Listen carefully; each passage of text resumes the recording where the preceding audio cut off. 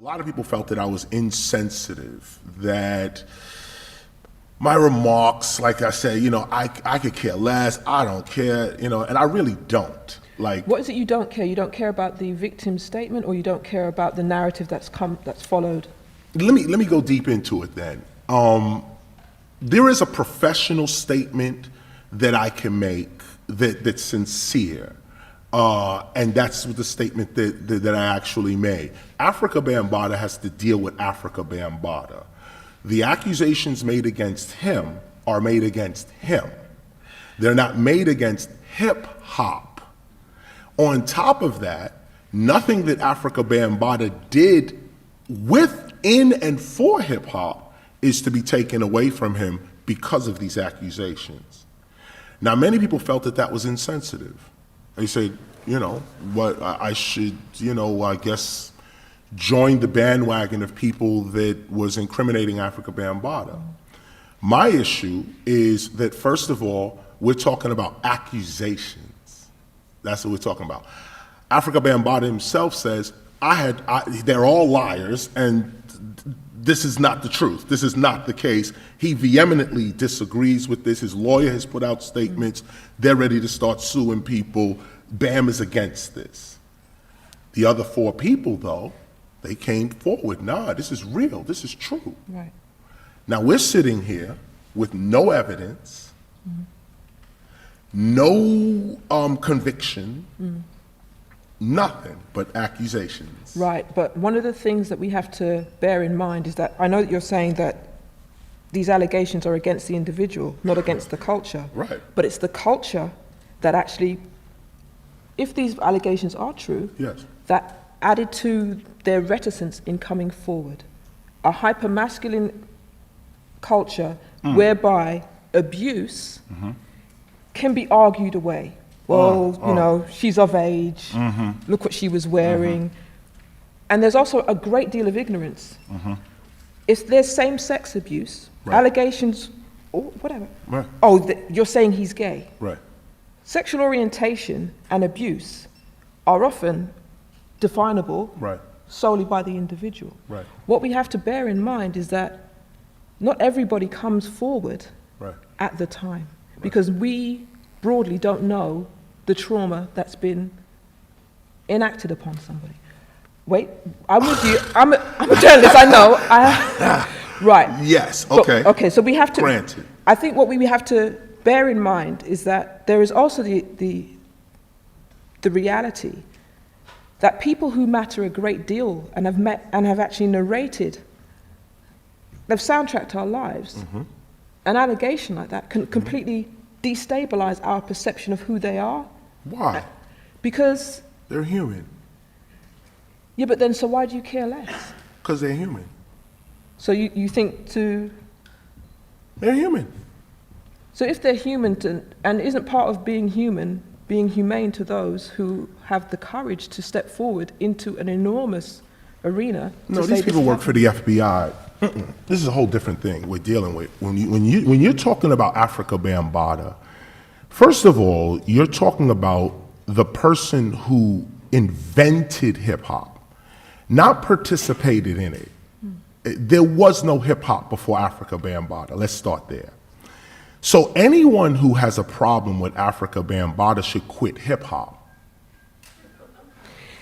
What you've got to, I've just got to state to you that you cannot just dismiss. No dismission. No. But when you say you could care less, that's exactly how it's. No. Let me tell you what I can care less about.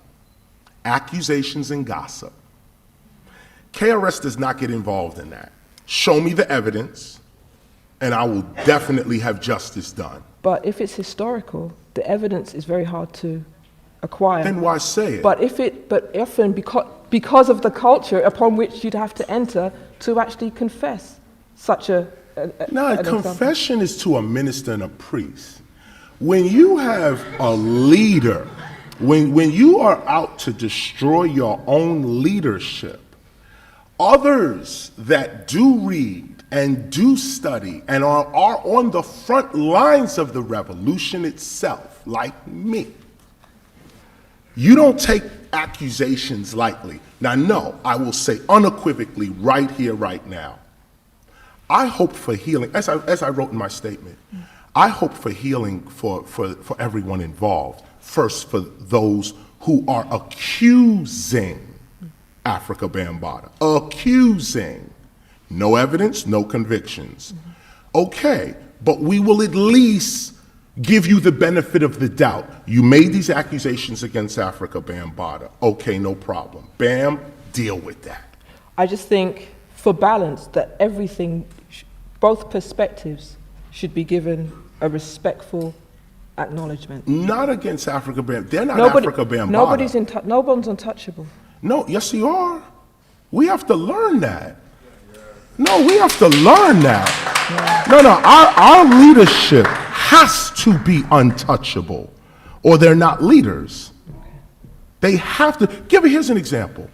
Right now in America, there's a robust election going on between Trump and Hillary Clinton. Bernie Sanders just burnt millions of people that were voting for him. Millions, okay? He just sided with Hillary Clinton, okay? Do you see the game that's being played against us? Put us to the side. We have our own little petty differences and this, that, and the other, and so on. Okay. But check out who wants to kill us. Check out who's shooting at us. Check out who's locking us up. You see how they do their leadership? Their leadership rapes people, kills people, does all lies to people, lies to the American public, and they still go, but wait, we could debate their shortcomings, but they still the leader. And this is what black people do not understand. We never understood it, and it's time that at least hip hop understands this. Some of us are infallible. Some of us are going to have to be untouchable, or our entire culture is going to fall. Our culture cannot fall on the accusations of 4 people. That's weak. The culture's not going to fall on the No, accusations. it almost has. It almost has, because we don't realize how the FBI and the NSA and the CIA and these people are trying to destroy us. So if you know that you have government and corporate agencies trying to destroy, first of all, not only are they trying to destroy us, they're trying to destroy Afrika Bambaataa. Okay, they're trying to kill him. Now, everybody else that sees Bam as a, Planet Rock and this, that, and the other, I study with Bam. I worked with Bam, knew him for 30 years. Okay, these accusations, yo, Bam, you gotta deal with that. And that's my dude, okay? Bam is my friend, that's my dude. You still gonna have to deal with that. Those that study with me, you don't get the headlines, or they, I should say, you don't get the headlines. You know who I am, you know what this is all about, and you also know the principles by which I live by. As we say in the Temple of Hip Hop, you can judge me by this, and this is what I will judge you by. It's not about what I believe or what you believe or what we think or this, that, and the other. To build a culture, we have to establish certain principles that we are not going to go beyond. We have to establish these principles. So this book, The Gospel of Hip Hop, establishes those principles. Those that don't want to have anything to do with this, fine. Nobody's forcing anybody to understand or even be part of this movement. But those that are serious about the preservation of hip hop, the preservation of a real culture, the establishing of a real civilization, that is who I am teaching today. It's just that it's not mutually exclusive to still cherish Bam and his work and his legacy, right, and show respect until we hear more. No, then leave hip hop then. See, you still want to use the elements of hip hop, but you don't want to respect the founder of the elements you're using. That's not disrespect to counter something. No, yes it is. So we turn to the gospel of hip hop, because those that say that people like me or we are being insensitive to the cries of those against Afrika Bambaataa. No, we're not. We're listening to that very seriously. But here's what people are not looking at very seriously, and it's the gospel of hip-hop. Let me read you page 470 from the gospel of hip-hop. I'm just going to read this through briefly so that you have a clear understanding. This is for temple members, those that study with me. Let us read this together so that we have a clear understanding as to where we're coming from. This book was written in 2009. I started writing it in 1994 when I started to receive certain visions, dreams, basically prophecy. And it wasn't like, oh, I could see the future. No.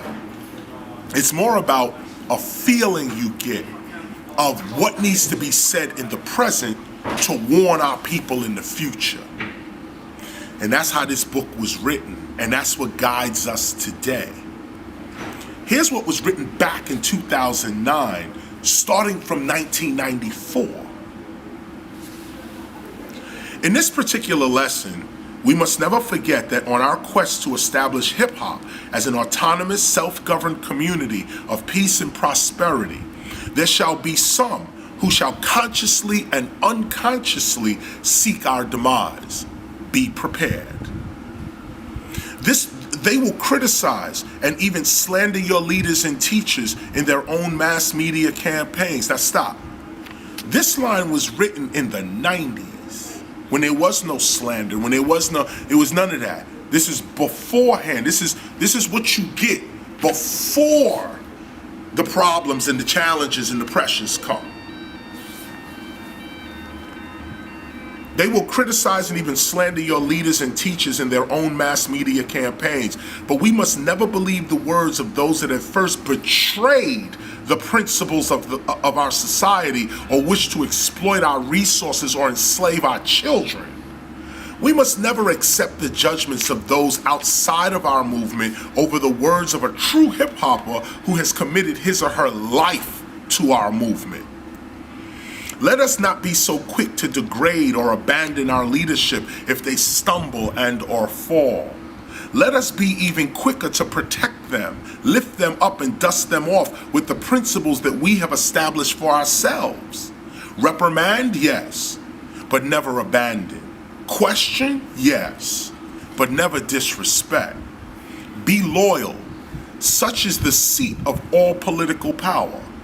And this is what I was explaining earlier today in the actual lecture, how other communities, their leaders may do some of the most outrageous things, but they're still the leader. You can debate the leadership, you can criticize, you can discuss, but they're still the leadership. Do you respect your leadership?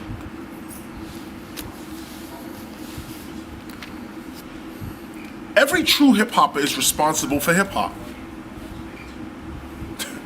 Every true hip-hopper is responsible for hip-hop and for its culture. This includes hip-hop's elements, hip-hop's history, and hip-hop's leadership as well. We are all responsible for each other, including the conduct of our leadership. We hip-hoppers must do everything in our power to keep our leadership honest and focused. If they fail, it is because we have failed. And if they succeed, it is because we have succeeded. Their own people, the leadership's own people, have protected them and lifted them up.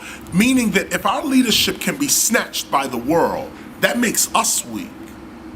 If we're slandering and disrespecting our leadership, that makes us weak, even if your accusations are true. You don't go about it by telling the whole world your leadership is this and your leadership is that. No, you seek justice internally. You don't slander your culture and the leadership of your culture for your own emotional hurt. What you do is you go directly to the person that hurt you and you seek justice. What you do is you can come to a person like me even and others within the community that teaches hip hop and leads and guides our culture, you can come to anybody like us, bring it up in private, and say, yo, we got a real issue that we got to deal with. And then we as brothers, we as sisters, we as family, we go and we deal with our issues internally. We don't tear down leadership in the public and then expect other people to respect us. They respect their leadership all day while we tearing ours down.